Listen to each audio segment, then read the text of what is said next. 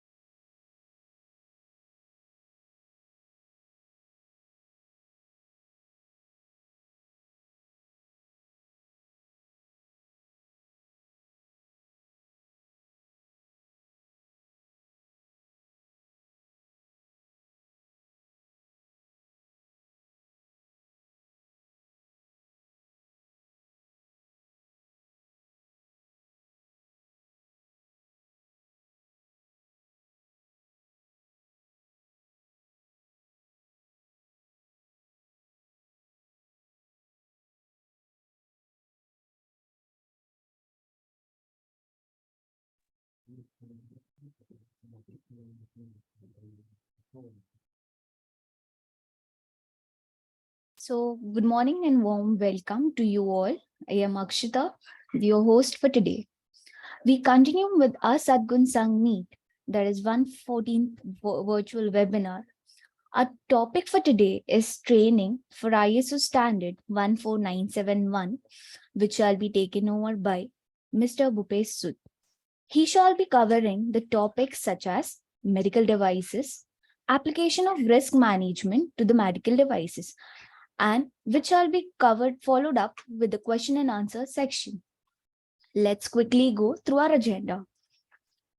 Virtual inauguration by Dr. Sundar Kataria, invoking the blessing of deity chanting of Gayatri Mantra, introduction of a speaker, presentation by Mr. Bhupesh Sud, question and answer section, ending up with the closing section. A brief introduction of our Dr. Sundar Kataria. Dr. Sundar Kataria, he is a chairman and the managing director of ICS as well as ICS group companies. Sadgun Sang, which was being conceived and led by Dr. Sundar Kataria, driven with a mission to elevate the quality, safety, and environmental awareness levels of industry. Sadgun Sang is a series of educative, informative events aiming to illuminate professionals on possible solution to current issues of industry and economy. So, speaking about Dr. Sundar Kataria, he is a chairman and the managing director of International Certification Service Private Limited. He has been doctorate in business management and mechanical engineering. Speaking about his experience, he has worked into Rajasthan Atomic Power Project, India's first nuclear power plant, RAPP, at Rawat Bhatta, which has been Kotha, built by the Indian engineers. Worked as a nuclear scientist for 11 years and successfully completed and commenced the plant. Engineers India Limited, first batch of engineers to develop the Bombay High Offshore Oil and Gas Field, mega offshore, complex platform, trunk and submarine pipelines, underwater inspection and indigenation oil and gas equipment, etc. DNV World worked for 17 years at various capacity for the certification of fixed offshore installation, submarine pipelines, onshore project, and personal qualification. ICS, he is the founder of India's first certification conformance assessment body established in the year 1999, provider of quality solution, certification of management system, ISO, inspection, testing, and training qualification of personnels. Speaking about his achievements and awards, he received the Lifetime Achievement Award for the contribution for the corrosion technologies from the NACE Internationals by NIGIS under NACE USA. Social worker, protection of life, assets, environmental, and safety. So I request Dr. Sundar Kataria to actually inaugurate the section.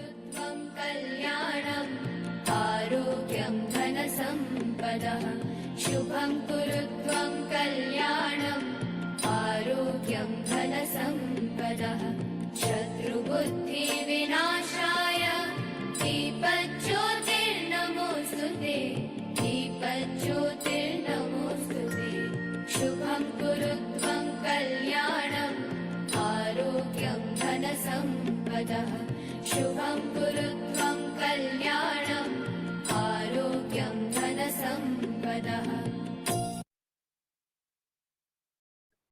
So please join us for the recitation of the Gayatri Mantra.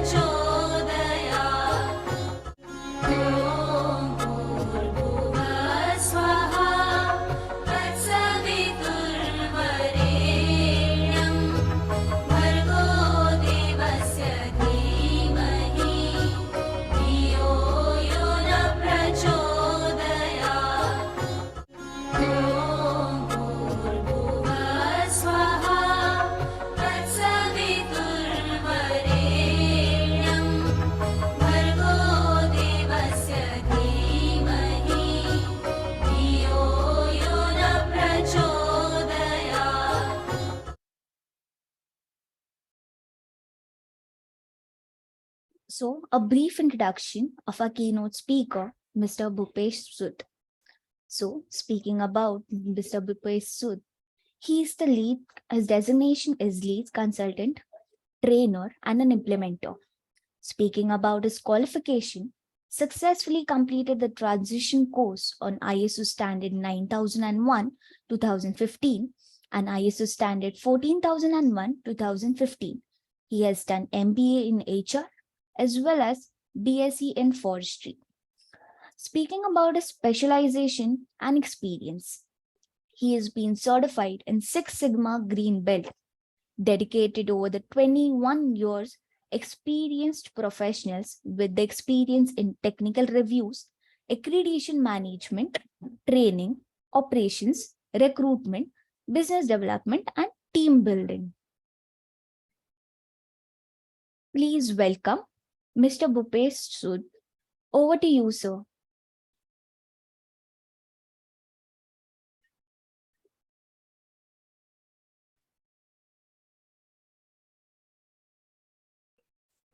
Okay. Good morning, everyone. Good morning, sir. And I hope everybody can hear me. Yes, You sir, can your just- voice is audible. Okay. So you can just everybody can just put in the chat box. Yes, if they can hear us. Quickly.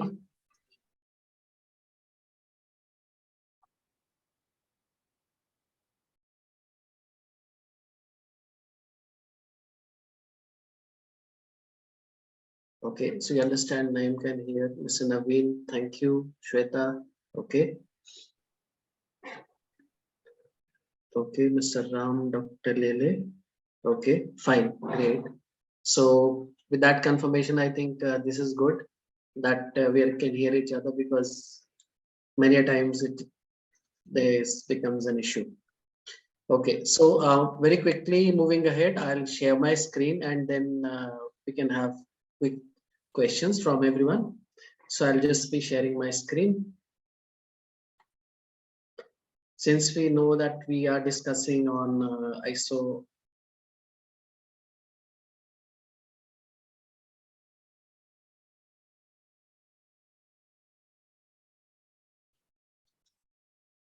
So as we have pointed out that we are discussing on ISO 1971 2019, and for all of us who have joined today, who are a part of medical device fraternity, we know that this particular standard, this is in addition to ISO 13485, which we are using for medical devices.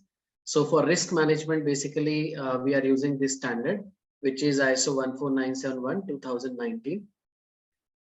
This standard helps us, it helps you to guide on how we are defining the risk, managing the risk. So that is what we are going to have a quick overview today. So as I have come across this, I'm sharing with you, it is very nicely drafted that risk is what it talks about, recognize the hazards, inform the others about what the hazards are, try to solve the problems, try to solve the risks, and then know how you can improve at all the levels so that your product is more competitive, your product is safe. That is a prime objective of ISO 14971. This document has been prepared by Technical Committee TC 210. So all, as we understand, that all the ISO documents are prepared by some.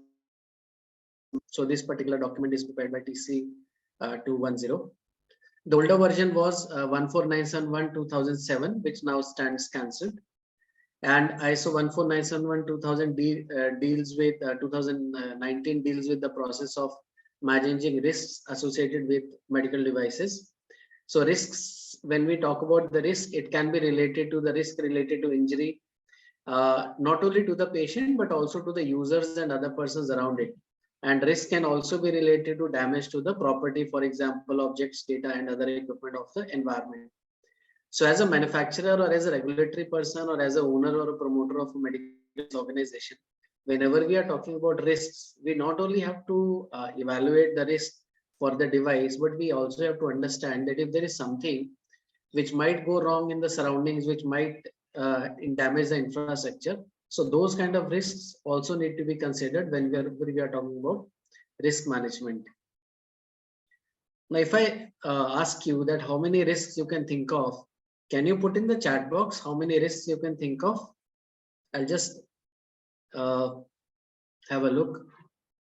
That if you look at this particular product as a face mask, if you simply look at the product in picture 1 and you look at the risks, you will be more concerned about the quality of the material and the delivery. But if you're looking from the patient perspective, your thought process changes completely.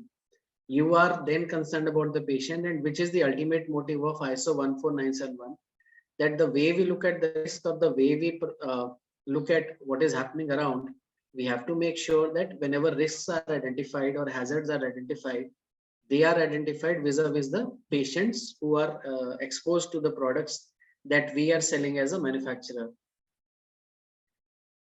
Now, our stakes are high because there are a number of stakeholders who are involved, like in any medical device organization. So a lot of people like medical device practitioners, organizations, hospitals, government, industry, the patient along with his relatives, all these people are involved. So the number of stakeholders are very high.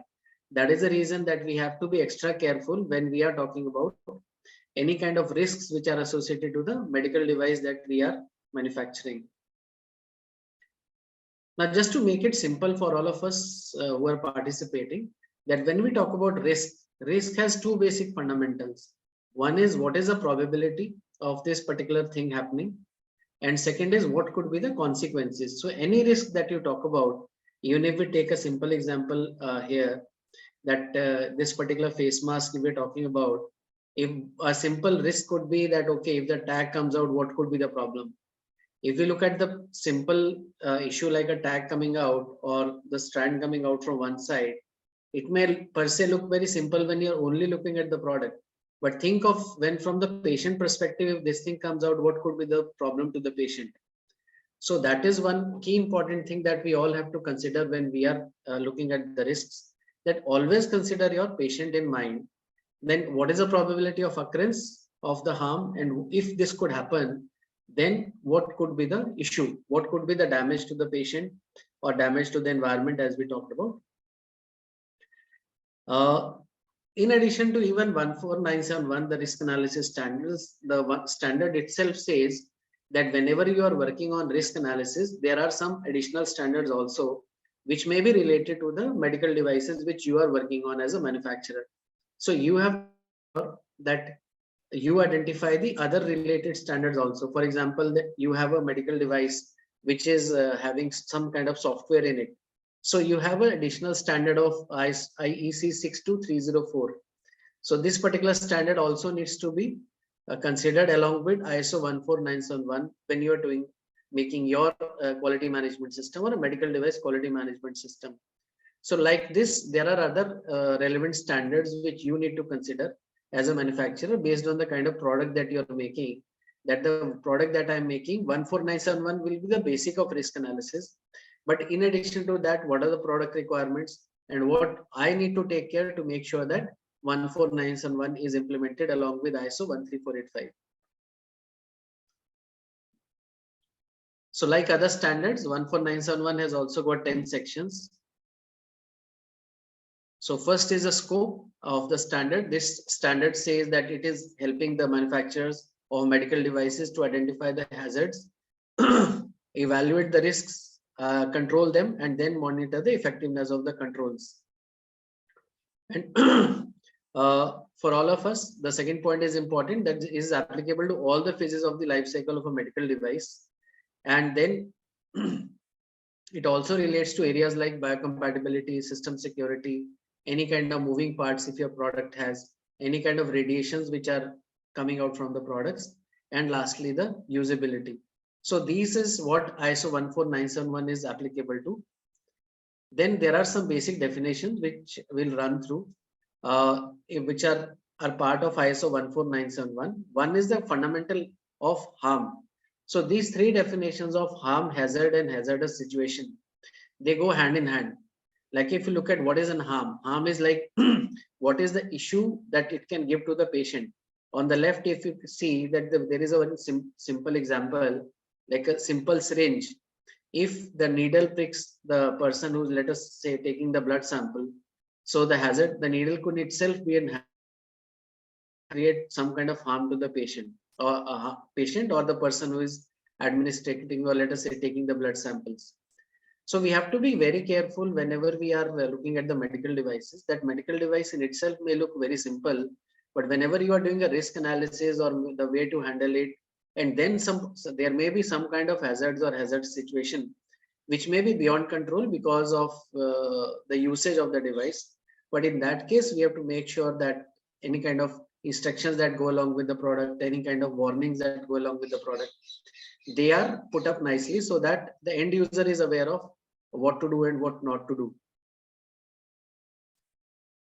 So ISO 14971, as we talked about, talks about what is the hazard. Based on the hazard, you have to identify what is the hazardous situation it can create, and based on what the hazard situation, what harm it could cause to the patient or the person who is using the medical device, or maybe the surroundings. So some kind of examples, this is just for your reference, that this is how you can think of. There could be some kind of energy hazards, some kind of biological and chemical hazards, some kind of performance related hazards. So based on the kind of product that you are making, you have to see that suppose you are making a product which has electricity in it. So electrical hazards, shock could be a hazard. Then if you are having any kind of, let us say, medical device, let us say a bedside monitor. So your maybe again electric shock could be an issue, visibility could be an issue. If it is some kind of a software, probably the access can be a challenge. So based on the kind of product that we are making, we have to make sure that we are thinking of the hazards, because the more you think about the hazards, the better your risk management plan is going to be. And the better the plan is going to be, the better your implementation will be. So finally, your patient gets a safe product. So again, one more example for you, because see why this examples 2 or 3 for you again, because this is one fundamental and you should know how I have to think or analyze my product, because based on your analysis, the ultimate initiative is going to be taken by you or the organization as a whole. So you can have an electromagnetic hazard, you can have a chemical hazard, biological hazards, any kind of functionality hazards. So there can be different kind of hazards, and you will have different kind of controls at your organization level, which needs to be implemented. Then as a manufacturer, we always have to keep in mind what is the intended use of the product, which is again a part of ISO 14971 also, because your hazards will be linked to the intended use of the product. So you have to make sure that as a manufacturer, the way the product will be used and what could be the hazards. Then when we talk about the life cycle of a medical device, so life cycle for all of us should be that from the point of start, that means the point when we make it and up to the finally decommissioning and disposal. So that is what the definition of 14971 also talks about. So from initial conception to final decommissioning and disposal. So whenever we are talking about risk analysis, it is applicable to the entire life cycle of the medical device. That is we discussed in the previous slide also. Then another aspect as a regulator or as a manufacturer that we have to look at is a reasonably foreseeable misuse. So when we say misuse, that any medical device is being used by the end user, so there could be some kind of misuse also. He may knowingly or unknowingly do or use the medical device in some manner which is not intended to be used for. So as a manufacturer, we have to foresee that also. It is something what we talk in other standards like about preventive risks or preventive check actions. So this is something like if you have to foresee as a manufacturer that what could be the foreseeable misuse of and how it can be avoided. So primarily, if I can do something with my product, that there is a minimum misuse of my medical device. Second is if I cannot control is some kind of instructions which can go with the medical device, so that I can educate the end user that how not to misuse my product. So this is another important aspect. Then there is another aspect is the use error. a use error or lack of user action while using a medical device that leads to a different results than the manufacturer intended by the manufacturer. So that means that sometimes the medical device may not be used in the correct fashion due to which it might lead to some wrong results. So as a manufacturer, we have to some kind of potential use errors in my product, how I can make sure that this is avoided, how I can make sure that the end user does not commit these use errors, because ultimately it is going to impact the patients. So we have to make sure that how we can avoid these use errors. So that is about the definitions. Now coming to the requirements of the standard. So the intended use of the medical device is an important aspect when we are starting the risk analysis as per 14971. So whenever you are analyzing any product being made by your own organization, you have to start with and understand what is the intended use, why and how it is going to be used on the patient. Because once you understand what is the intended use of the product, based on that, then you will be able to do your risk analysis, which is going to be more meaningful for you also and from the patient perspective also. So the risk management process, standard says as a manufacturer, you have to establish and document a process where you can identify the hazards, estimate how their risks are associated, control these risks, and monitor them on an ongoing basis. And as we have discussed, that the process shall apply throughout the life cycle of the medical device. Now, whenever you are doing risk analysis, it should include the risk analysis, evaluation, and control. Then it has to be followed by the production and post-production activities. So when we are talking about risk, once the product is made and it leaves my factory, risk does not end there. Risk will continue. Risk is also while the product is being transferred. The product is being transported from the factory to the dealer distributor or the C&F. And from the dealer distributor C&F, it reaches the hospital. And from the hospital store, it reaches the patient. So we have to analyze all these stages whenever we are talking about the risk analysis, right from manufacturing to supply chain to finally when it reaches the patient. So my intention or my target as a manufacturer has to be that the product reaches my end user in the right shape, in the right form, and it is integrated in the integrity of the product is maintained. So suppose if I'm making a sterile product, we have to make sure that sterility is maintained till the last mile. So at the end, when the patient is using the product or the paramedical staff is using the product on the patient, we have to make sure that sterility is maintained till the last. And then even after my product is in the market, suppose my shelf life is 3 years. So we have to make sure that the sterility is maintained for that entire duration. And that is where the risk analysis or the risk mitigation, risk control comes into play. Now, these are the steps which ISO 14971 says. It says you analyze the risk, evaluate it, control it, evaluate it. So we'll just, so what is the responsibility of the top management? Top management has to provide the adequate resources whenever we are doing risk analysis. And second important thing is that the people who are doing risk analysis have to be competent. So top management shall define and document a policy for making a criteria for risk acceptability.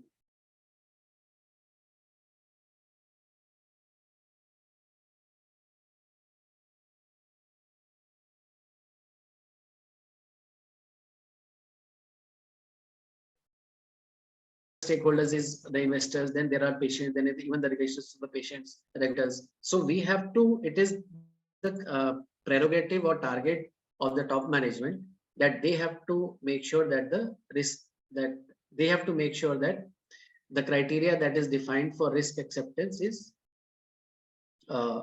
made and implemented within the organization. Now, the risk management process requires people. So whenever you are making the risk management process or making the team, these are, you can take this as an input that when you choose the team, who will do the risk analysis in my company. So you have to have people with this background that who know how the medical device is constructed, how it works, how it is going to be produced, how it is going to be actually used, and how to apply the risk management process. So whenever you are applying this in your own organization, you make a team which has this background or which carries this information, so that you have a multifunctional team, like we call it a CFT, cross-functional team, who are then able to understand and make a good risk analysis so that your product is safe when it reaches the market.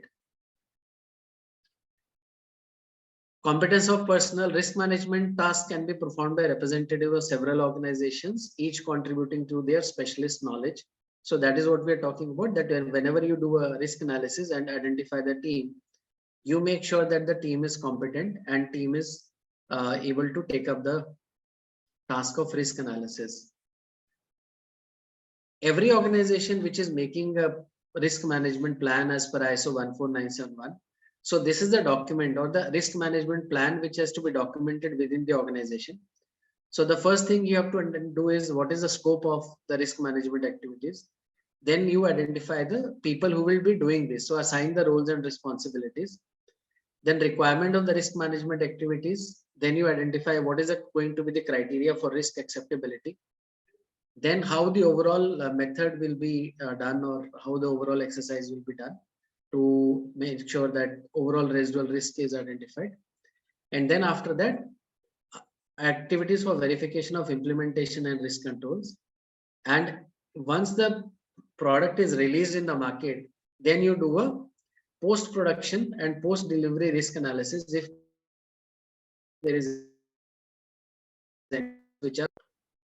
So once you've done the risk analysis, the entire exercise is complete. Then your this entire data becomes your risk management file. So based on the protocol of ISO 14971, when you do risk analysis, collate all the data, you make single risk management file for each product that you are making. The risk management file should have the traceability of hazards, how you did the risk analysis, how they were evaluated, and once you've evaluated, how did you make sure that the controls were implemented, and the results of the evaluation of the risk analysis. So based on the criteria that you have made, you will have the risk analysis, the results of the risk analysis. So when we talk about the risk analysis process, as we said that first you have to identify and the description of the medical device that was analyzed, then identify the people who will carry out the risk analysis. And thirdly, for this is directly again requirement in the standard, scope and date of the risk analysis, like who did what on which date. That is important whenever you are talking about the risk analysis. Then second thing I have to understand as a manufacturer is that what is the intended use of the medical device which is being made by us, and foreseeable misuse. So many sometimes we feel and we see that people have not considered from the manufacturing perspective the foreseeable misuse. So this is something which is not to be neglected, because again this is a part of 14971, that if you know that how the product will be utilized, as a manufacturer you should also foresee what could be the foreseeable misuses, and you should try to control that how I can prevent the misuse of my product. Then qualitative and quantitative characters that could affect the safety of the medical device, you have to identify them so that you are able to control them and you have some kinds of limits established on these characteristics.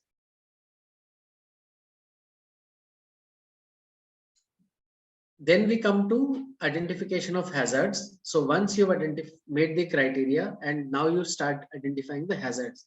So when we talk about in the definition part also, hazards ultimately leading harm to either to the patient, harm to surroundings, or maybe even harm to infrastructure. So you have to identify like what would be the raw material hazards, what could be the biological hazards, chemical hazards, and if these hazards are not taken care of, if you don't control these hazards, it could have a negative impact on the entire supply chain and the patient. So once you've identified the hazard, then you try to estimate it. What could be the severity and probability? So any hazard that you have identified, you estimate the associated risk, which is called risk estimation. So information or data for estimating the risk can also come from different sources. So it is not only that it is your own knowledge, it can also come from published literature. It can also come from other information which is available in the market. any kind of clinical evidence, any kind of expert opinions you can take. So that is what ISO 14971 also says, that when you're doing risk estimation, sometimes you may not be able to foresee 100% of the issues or the things. But when you're talking about the information which is available, so all the reference databases which are available globally, you can go through those reference databases. A lot of published articles, a lot of websites which publish information relating to the products that you manufacture. So you can take inputs from all these locations when you're doing risk estimation. Then you have risk evaluation. So once you've estimated the risk, now you evaluate it, how much harm it is going to get. If the risk is within the acceptable limits as per the criteria that you had set, then we don't need to take any action. If it is not acceptable, then we'll have to take action. So this decision will be taken based on the criteria set by the organization at the very beginning or at the start of the program rather than at the end of it. So once you evaluate the risk, now you need to identify the controls. So risk control option analysis. So when we are trying to identify what risks are there and how I'm going to make sure that this does not affect the performance of the device. So first initiative I can take is that I make my product safe in a manner that it does not affect the patient. So that is safety by design. So I design my product or make my product or my packaging in such a manner that it does not affect the patient at all. Then if I am not able to do anything with the design, then I can put some kind of protective measures or the cups, the caps, any kind of restrainers, so that the protective measures do not affect the performance of the device also, and it does not affect the patient also. And then information about safety, which is like the last part. What I can do is that whenever I'm sending my IFUs, whenever I'm making manuals, how to do manuals, do it yourself kind of things.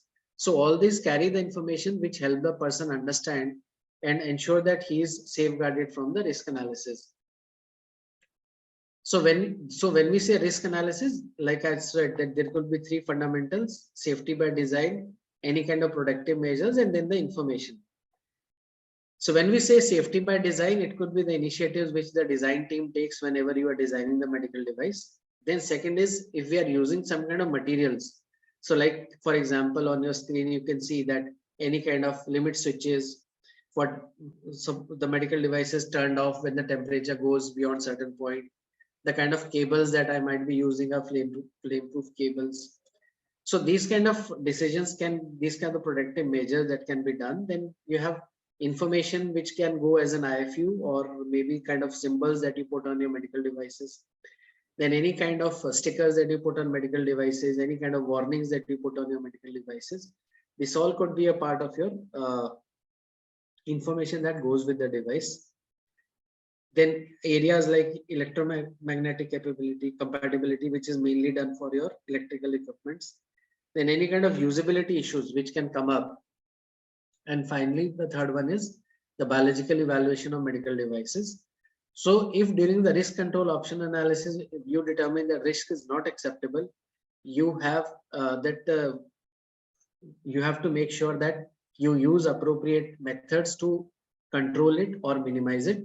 And if you feel that now beyond going this point, for me as a manufacturer will not be commercially viable, in that case, what you have to do is you have to do a benefit risk analysis. And this is what is called the benefit risk analysis of the residual risk. So once you've identified the risk, somebody is given the responsibility that he makes sure that this is implemented. So implementation of the risk control measures, he makes sure that the risks are identified, properly controlled, and people are able to properly ensure that whatever was discussed during initial things has been properly implemented. So this particular person who is given the responsibility to monitor, his task is to make sure that he physically verifies each and everything what has been discussed and that has been integrated into the product or not.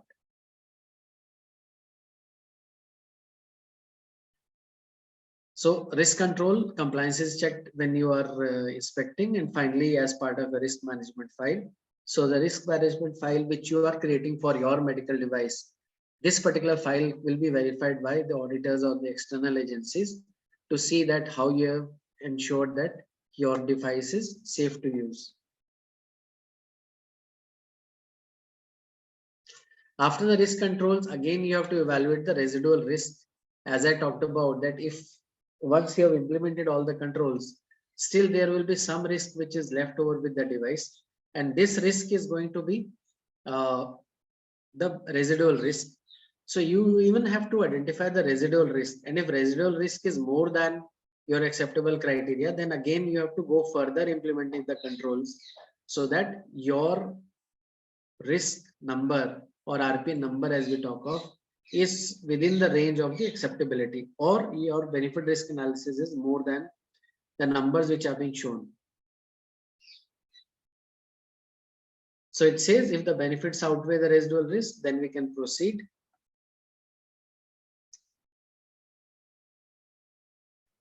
So, okay, so one important aspect which all of us should be very careful, that whenever we are implementing any kind of risk controls, whenever we are doing anything, it should not lead to more risks. So that is important, that whenever we are introducing any controls, any kind of on the medical devices, so we have to make sure that it does not introduce any kind of new hazards. Because if you are introducing, suppose, any kind of cover, or you're introducing some new materials in the medical device, and it introduces or it adds to any new issues to the medical device, it will be adding to more challenges.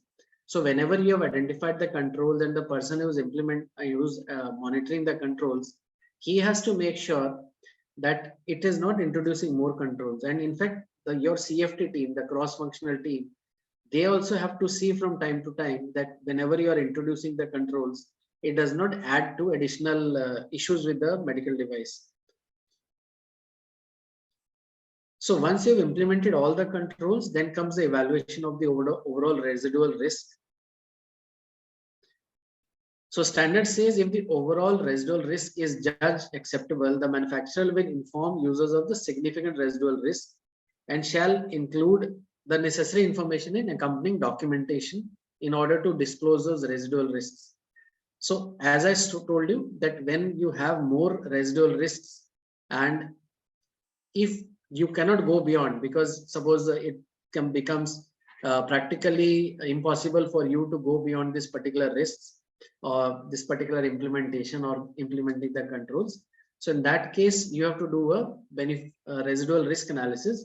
And finally, if it cannot go beyond certain point, then I'll have to make sure that I inform the end users. So on your IFUs, on your stickers, on your warnings, on the labels, on the material which goes, operating manuals, they should carry that information about do's and don'ts. And as of now, we see a lot of IT being used. So a lot of people have those QR scanners on their products, from where the person can understand the do's and don'ts, what to do, what not to do. Any kind of installation inputs he can be given from the QR codes. Then the ISO 14971 talks about the residual risk analysis. After that, it says for a risk management review.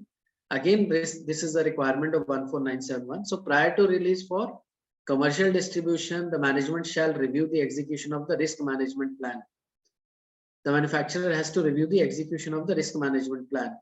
So that means that before you are releasing any product for the commercial distribution, you have to make sure that the product is meeting all the points that were discussed, all the points which were planned, and to make sure.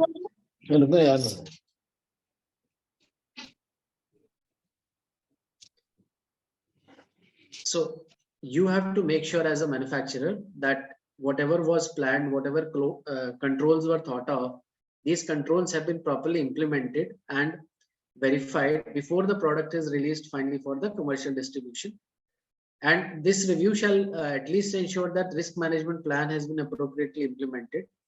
The residual risk, whatever is the medical device will still carry, is acceptable, and appropriate methods are in place to collect and review information for post-production phases, production and post-production.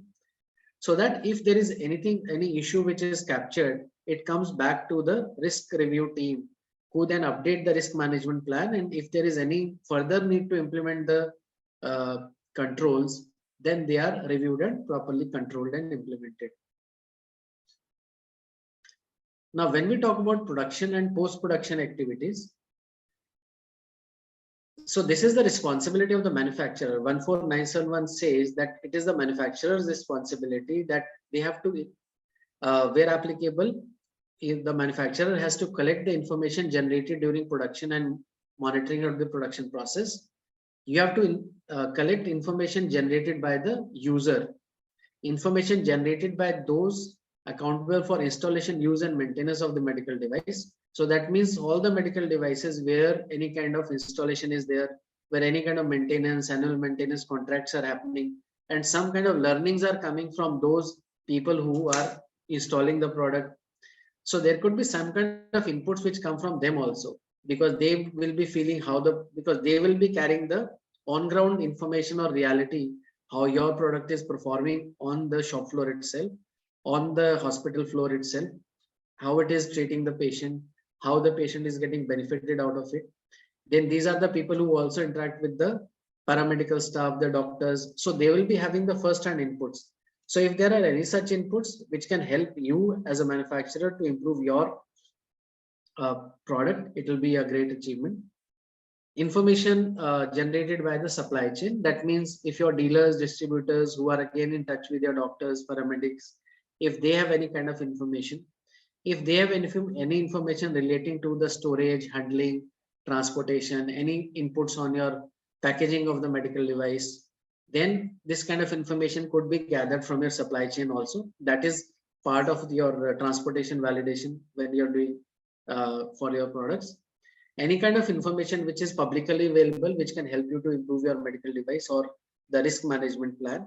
So now when we talk about the pharmacovigilance programs or any kind of even country level databases or the international databases, these are the ones who are helping you to capture that information and make sure that the information is used by you or your medical device team to further enhance and improve the performance of the product.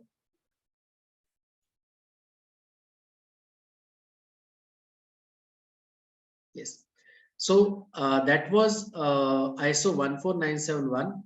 So I can take up questions here because that was a quick overview of what ISO 14971 talks about.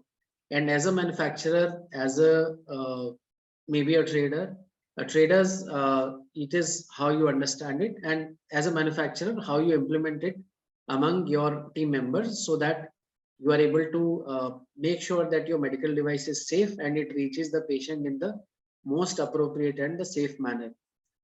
So quickly going through the simple steps that we talked about. So as a manufacturer, what we have to do is, this is core of 14971, that first is we have to analyze that what are the associated risks with my product. So when I'm doing the analysis, I will have to make sure that I understand and declare what is the intended use of the product. I will have to make sure that what is the foreseeable misuse of the product. I have to understand what are the characteristics for safety, what kind of hazards could be associated with the medical device. So that is my first step when I analyze it. Then second is I evaluate the risk, which is based on the criteria. So as a manufacturer, I will have to make a criteria to evaluate these risks. If I evaluate these risks properly, then only I will be able to put proper controls in place. So this first step of risk analysis and risk evaluation, this is also known as risk assessment. So once you assess the risk after analysis and evaluation, the second step is you start implementing the controls. So first you have to analyze that what all controls I could put on my products, what kind of controls I could put, any kind of physical controls I can put, any kind of competence controls I can put. So that is where a risk control comes. Then once you've identified these controls, you actually implement it. So that can be, implementation can be at the design level, implementation can be at some additional information level, information can be at some kind of at the training level. Once all the controls that you identified or initiated have been implemented, then there is a responsible person within your organization who has to verify that whatever controls were identified have been properly implemented, and he signs off. Then after the controls have been implemented, whatever is residual risk, means whatever is left of risk, because there will be no medical device where 100% elimination is possible. Some kind of risk will still remain, which and medical device we are all calling as residual risk. So then based on for the residual risk, we have to do a benefit risk analysis, and benefit risk analysis is the last page of your ISO 14971 document, wherein you are taking a final decision that still the risk was there, but we are releasing the product because it is for the benefit of the society. So that is where it comes to benefit risk analysis. So after you've done your risk controls, you've done an evaluation of the overall residual risk. And as a manufacturer, because you are the one who is releasing the product, so the residual risk on the decision to release the product is yours. So that is what it comes when you're talking about the evaluation of the overall residual risk. And the benefit risk analysis is a part of your document, the risk management file that you have made.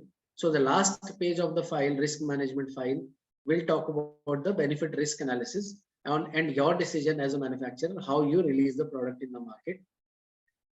And then 14971 says that from time to time, based on your protocols, you have to do a risk management review, which can be maybe quarterly, half yearly, annually once, so that whatever information new information has come from various sources or various channels, you are reviewing the risk plan, that if any kind of changes need to be made, any new controls need to be established, you upgrade your product accordingly and make sure that it meets all the requirements.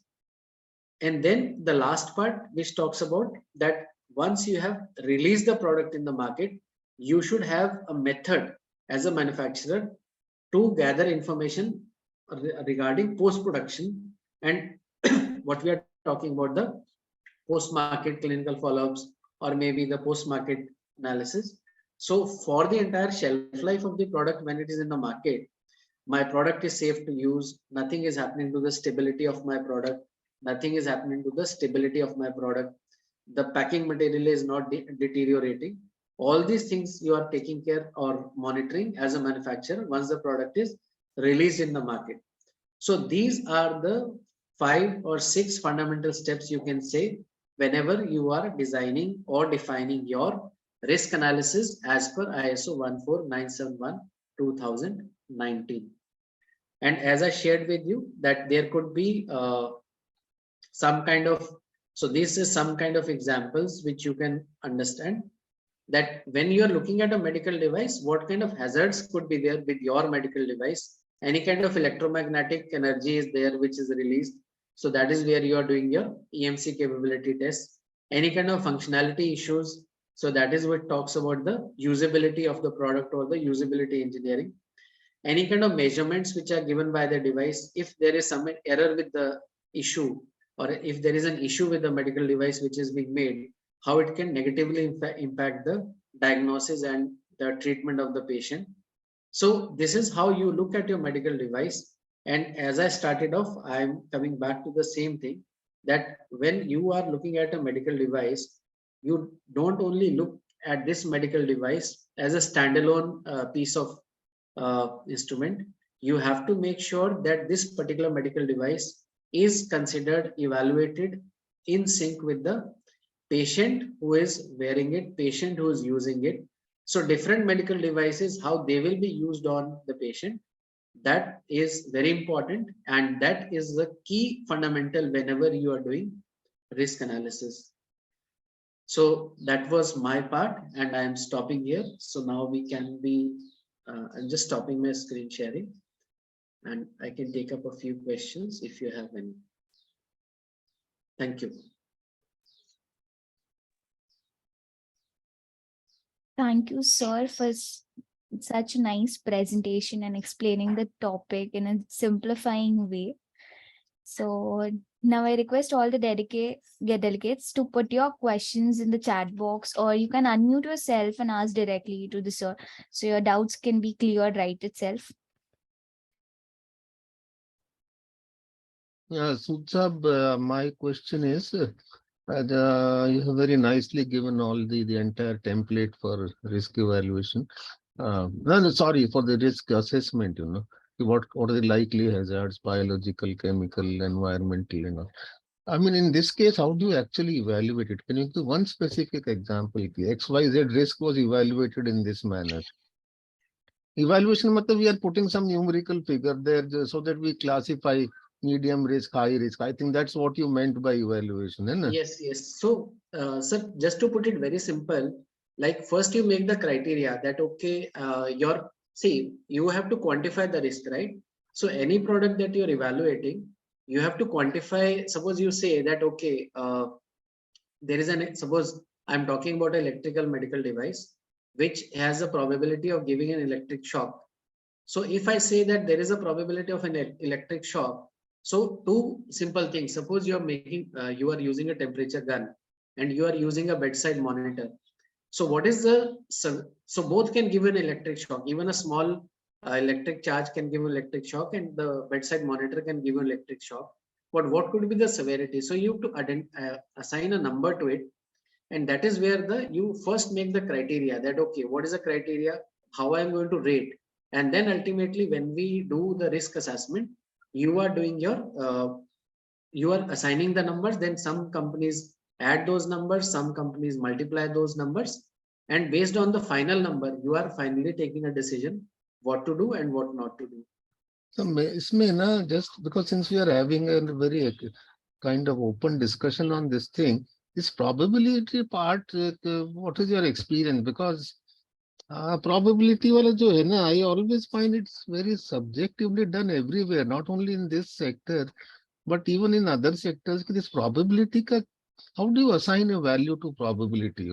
Just a general discussion. I mean, there's nothing that, Sir, see, that is the reason where the competence of the CFT comes into play. That is why we talk about whether you talk in medical devices or any other sector, because this number is actually arrived at by the cross-functional team. So ultimately, whenever you are assigning value to any hazard or any harm and the probability, how it can happen and what is the probability of happening, sometimes the team says that, okay, we want to assign full marks and we'll work completely on it. Sometimes the team might say, okay, by design, the product is so safe that we'll give it a low number. So it is actually the judgment of the CFT, that the cross-functional team. That is the reason that any standard means in other standards also, when you're talking the cross-functional team, their competence will come into play. Because the concern here is there is some subjectivity here. As you use the word judgment, judgment of design team, judgment of this thing. So for risk assessment across the board, I mean, this is my personal experience. Subjective thoda ho jata hai. But all said and done, as you rightly said, collectively people say it is medium, it is low, it is, so, then it makes some sense to start there. Sir. Thank you. Thank you. Thank you. So any more questions that need to be asked? इसमें क्या है ना, impact and consequence तो ठीक है, उसमें there is not things are very clear there. This thing goes wrong, this is the impact, this is the consequence, But I have always found an issue with this probability thing, unless it is done so thoroughly, like in my sector, the nuclear sector, and in the, or even in the perhaps aviation sector, it is done very thoroughly. But I'm just wondering how thoroughly is it done in the pharma and medical device sector? You can share perhaps you can throw some light this probability definitely, part. Sir. Like we are looking at multiple organizations. Organizations in pharma and medical do take it seriously, because that is the reason you see a lot of companies doing their external tests, a lot of people going for biocompatibility, a lot of people doing shelf life studies. So medical, we cannot say that they are not doing it. They are doing it very seriously. And then there are some sectors where the products has been there for so long that the products are stable now. Means whether it called the manufacturing process, the raw materials, But then there are sectors that where these studies are being done very seriously. And if you talk about my personal experience, I know a company which has stopped the release of their product twice because they were not happy with the designs and the product had failed with some tests. So I know that this is being done seriously. ठीक है, good sir, nice to know. ठीक है. Thank you. So one question has been asked in the chat box, so I'll let you know. It is being asked by Naeem Zakaria. It's like you are assigning the risk based on the past experience or any other methods is available. Okay. Yeah, Mr. Naeem, see, the answer to this is that it is on both the things. One is when we are talking about a cross-functional team, they will always have some past experience based on which they will say that, okay, what kind of number or value needs to be assigned to this particular risk. And then second is, as I talked in my presentation also, that there would be some reference website. Suppose you go to US FDA database, you go to European database. Now, even if you go to the CDSCO website, the Indian website, you will find a lot of reasons why medical devices have failed. So you can take inputs from there also. You can do some research, literature reviews, wherein there has been a lot of, you might find some articles which give you inputs on how your products are failing, which you have never thought of. So these could be different sources of the questions and the sources of inputs which you can take up as a medical device manufacturer or a regulator.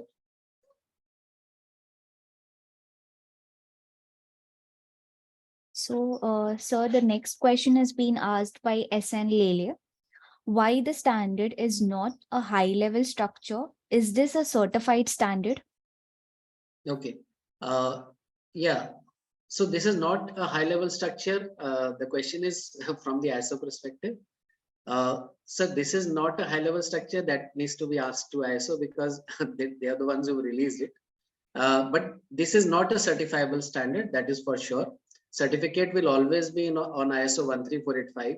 If you look at the text of ISO 13485, there it clearly says that for risk analysis, we have to use ISO 14971. And ISO 14971 says that if they are product related standards, you will have to go to additional standards. Like one example I gave you was the softwares, that if you are using a medical device which has some kind of embedded softwares, or if you are using something which is like software as a medical device, so you will have to go to related standards like IEC standards, or if ASTM standards. So that is what we talk about, the regulatory pathways. And the regulatory team in any organization needs to define the regulatory pathways in their own organizations.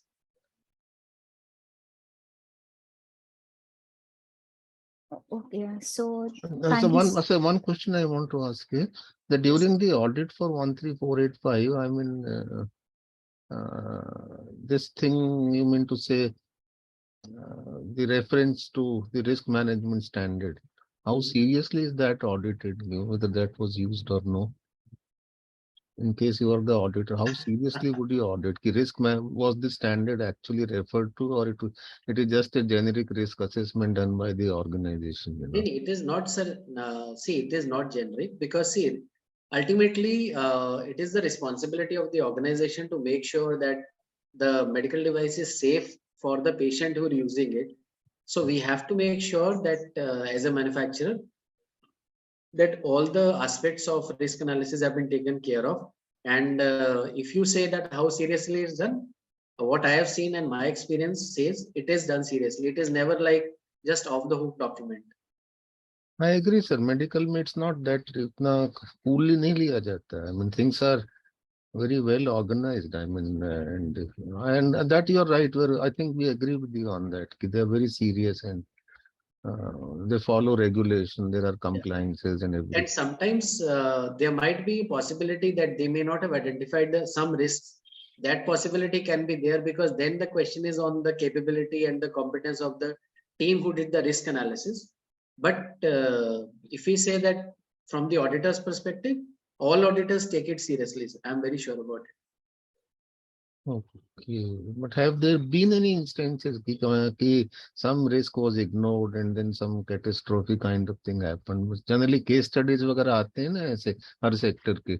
Sir, अभी आपने I'll not name the organization, but you've seen large organizations where products have failed because some risks were not taken care of. This has happened in case of your implants also, wherein large organizations have failed lot of or paid lot of money as fines because some kind of risks were overlooked. हाँ वो है तो complex है because the environment is so complex inside the body. I can understand that कि biological, chemical, biochemical, so many types of different. It is tough. I can understand. हाँ जी sir. So I think there's a question from Dr. Kataria. Akshata, you can read it out. Yes, sir. Actually, we have one question from Dr. Sundar Kataria. It's like, what is the relationship between the clinical testing and risk analysis? See, sir, clinical testing and risk analysis, output of clinical testing will give you an input into the risk analysis. Because if we both are interrelated, if we do clinical testing, definitely if it is giving you any additional inputs to update your risk analysis, it can work out. Why you do clinical testing, that can be an output of risk analysis that we need to do some kind of clinical testing. So if we say whether they are related, they go hand in hand, that is for sure. But sometimes clinical testing, as we talk about, may be avoided if the product is a lineage product or it has been there for market for a very long time.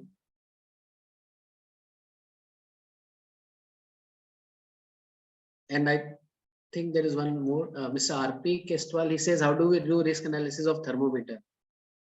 So, Mr. Kestwal, if you are talking about a digital thermometer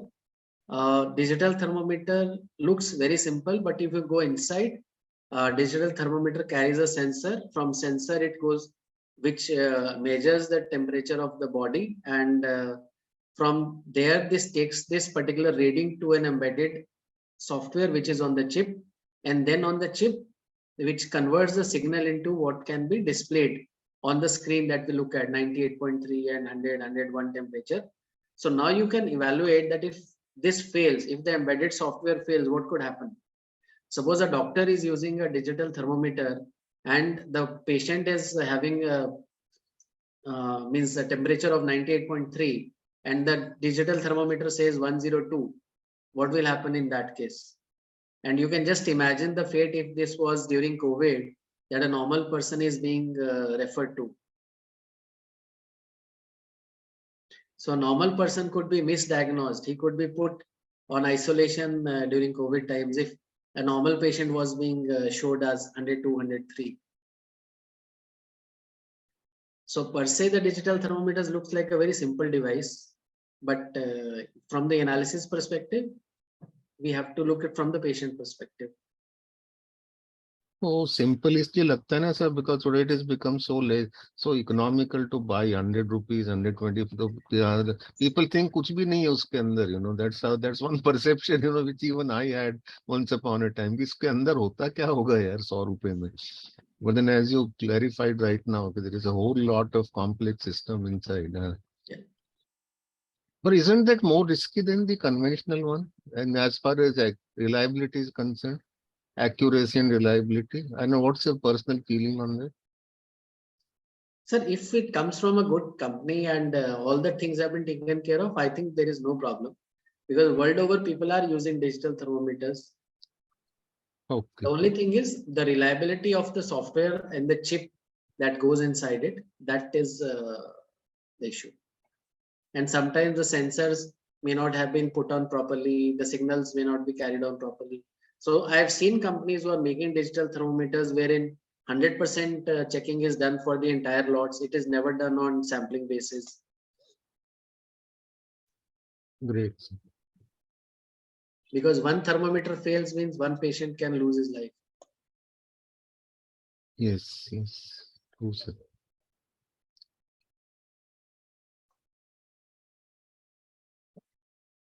Okay. So I think over to you, Akshita.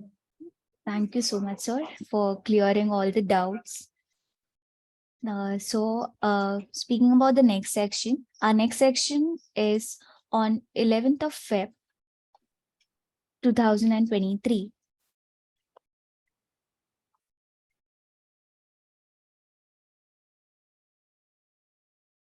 Okay. So we'll be sharing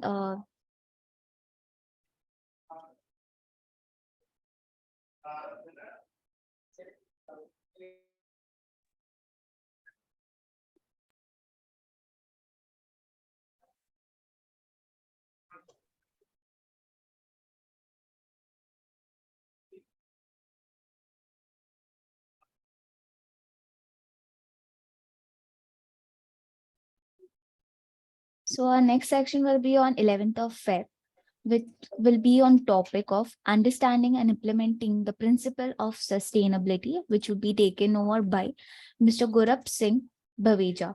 He shall be covering the topics like genesis and importance of sustainability, principle of 3 Ps, sustainable development in real world is a myth or truth, cradle to grave impact on sustainability, which shall be followed up with the question and answer section.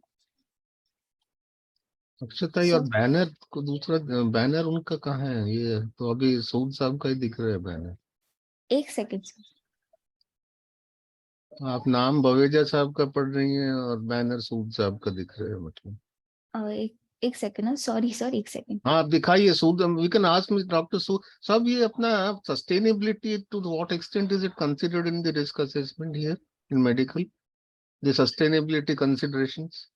Sir, now there are two things. One is कि अगर हम बात करते हैं life cycle of medical life device, cycle, yes. So life cycle perspective में अगर आप sustainability लेते हैं as a manufacturer, it is good. But if you are not able to consider sustainability as an integrated part of the system, it is still okay, because ultimately the first prime importance is the treatment of the patient. So if your means there are a lot of medical devices where sustainability is still an issue, but because it is helping the treatment of the medical devices, so for any manufacturer, benefit to the patient is the primary importance. Then comes sustainability, although this is definitely a hot topic now. Yeah, ठीक है sir. This is very understandable, very nicely explained. Life threatening cases में I think you can ignore a little bit of sustainability there, you know. I mean, वैसे भी हो ही रहा है ना काफी ignore in our infrastructure works and all those things, you know. Many people have started working on it, sir, but still like miles to go and promises to keep. Correct. There are some good questions here. Akshata, please read them. Yes, sir. So, sir, sorry for that interruption. So we have one more question that is being asked by Vikas Ahire. The question is, does the risk of uncalibrated medical device during covered under used by the end users covered under this standard?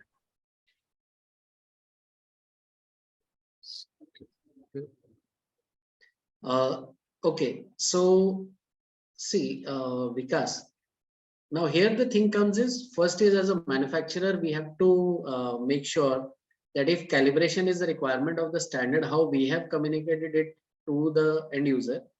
And then secondly, if there are any kind of use errors related to being use of uncalibrated devices, then definitely it is the responsibility of the end user.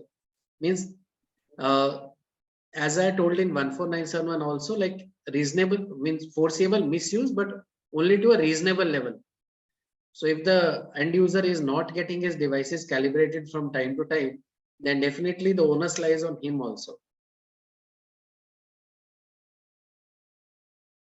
तो है ना साहब, ये doctors का तो वे scale को भी calibrate नहीं करते हैं, बहुत सारे इतने बिजी रहते हैं वहीं पे. So it is basically their responsibility to get things calibrated. Yeah, it is their responsibility, and now in fact a lot of big hospitals, calibration is becoming a regular exercise for them, and they are now they are becoming aware that why annual calibration programs are important for not only for weighing scales. Lot of equipment being used in hospitals need calibration from time to time.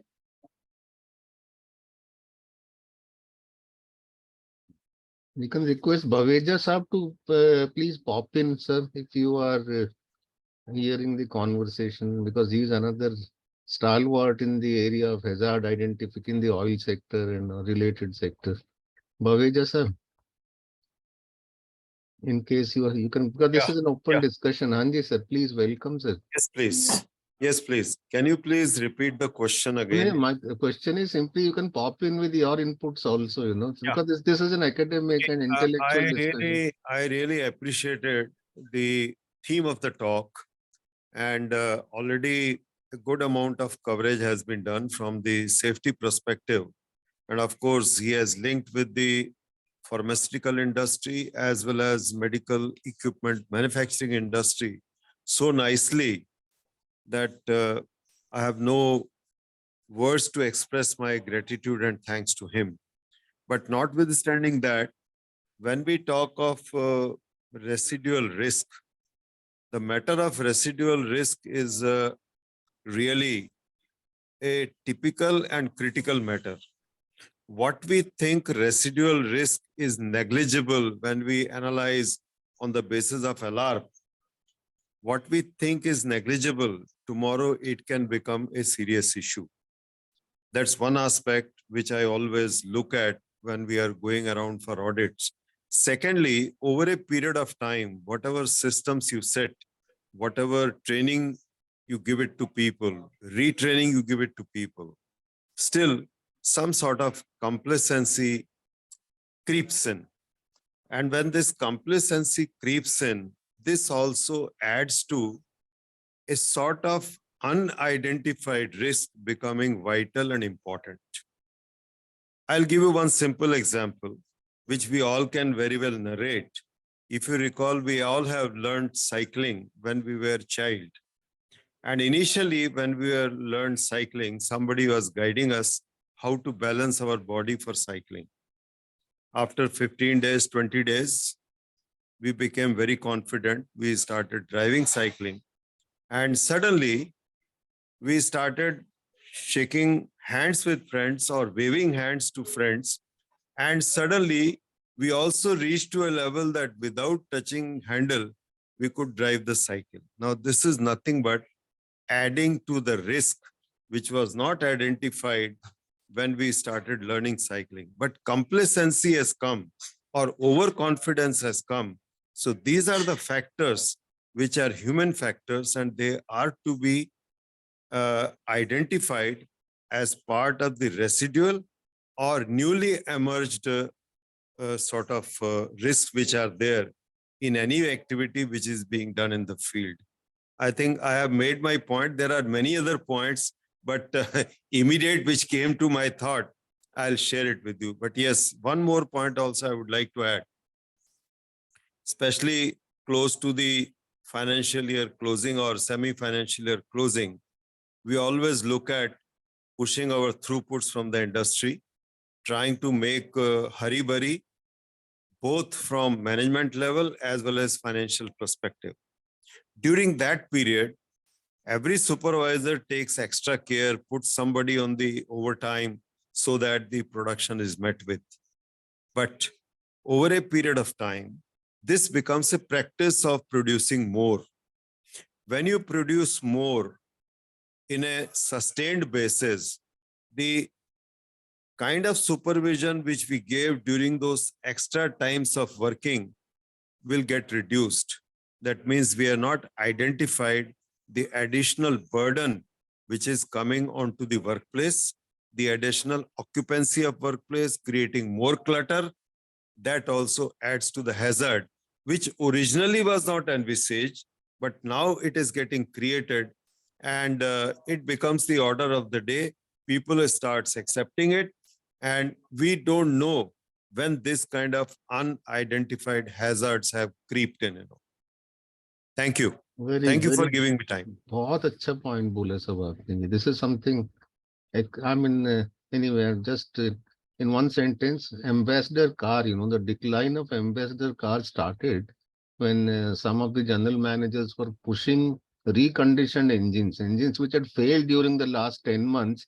They started bringing them back from the scrapyard and forcing the workers to actually, force those engines in the market. So ये आपने बहुत important बात बोली risk management की. Thank you. As far as Ambassador is concerned, I know that story because at that time I was part of Eastern region working in that area. And one of my very close friends was working in Hindustan Motors, Ambassador Manufacturing.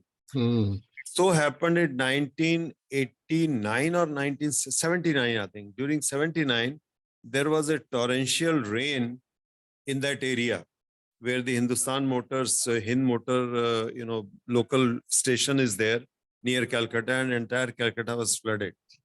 During that time, all the cars which were either ready for dispatch or not yet manufactured had to undergo the literally getting submerged into water and then coming out of it.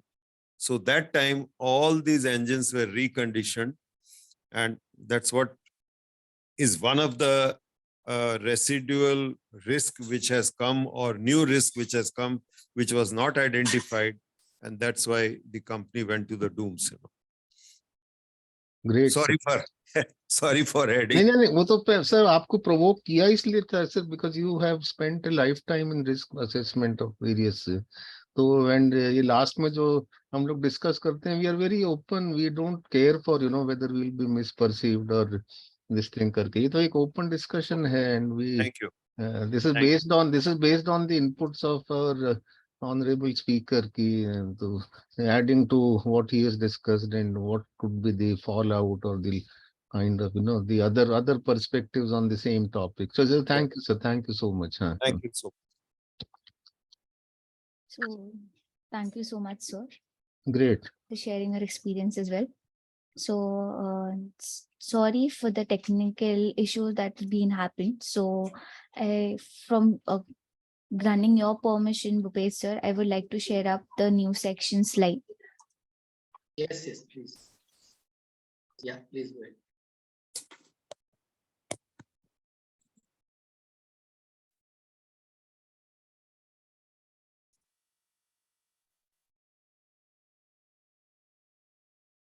So our new next section will be on 11th of Feb, which will be on understanding and implementing the principle of sustainability, which shall be taken over by Mr. Gurup Singh Baveja.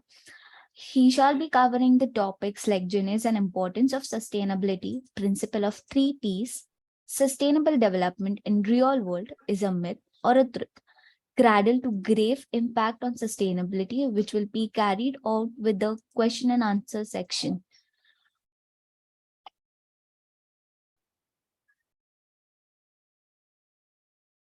ICS is pleased to provide you all its research and development in integrated management system, QMS, EMS, and OSHAs. Excellence in education management. ISO is being made easy in Gujarati, Marathi, Telugu, and Hindi. For reading any of the books above, please contact Ms. Sushma Kindalkar. Her contact numbers as well as email ID is being provided. Anyone interested can contact her. Feedback forms are available. If anyone wants to register, please visit our website www.sadsgunsang.org and go in your login and give a feedback. On behalf of the Sadgun Sang team, I would like to express my gratitude to all the esteemed delegates of the webinar for the presence and contribution to make this webinar a great success. Now we officially close the section. Thank you.